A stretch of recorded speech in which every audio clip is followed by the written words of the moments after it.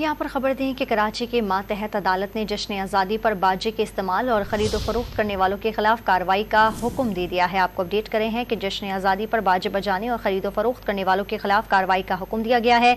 कराची की मातहत अदालत का SHO शराफी गोट और सच्चल को कार्रवाई का हुक्म दिया गया है और बाजे बजाने वालों के खिलाफ कार्रवाई करके आगाह किया जाए।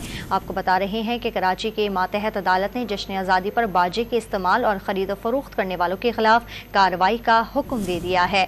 कराची के मातहत अदालत का SHO शराफी गोट और सच्चल को कार्रवाई का हुक्म दिया गया है और कहा गया है कि बाजे बजाने वालों के खिलाफ सख्त कार्रवाई अमल में लाई जाए। कराची के मातहत अदालत ने जश्न आज़ादी पर बाजे के इस्तेमाल और खरीद फरोख्त करने वालों के खिलाफ कार्रवाई का हुक्म दिया है। कराची की मातहत अदालत का SHO शराफी गोट और सच्चल को कार्रवाई का हुक्म दिया गया है और अदालत ने सख्त अहकाम जारी किए हैं कि बाजे बजाने वालों के खिलाफ कार्रवाई करके आगाह किया जाए। कराची के मातहत अदालत ने जश्न आज़ादी पर बाजे के इस्तेमाल और खरीद फरोख्त करने वालों के खिलाफ कार्रवाई का हुक्म दिया है।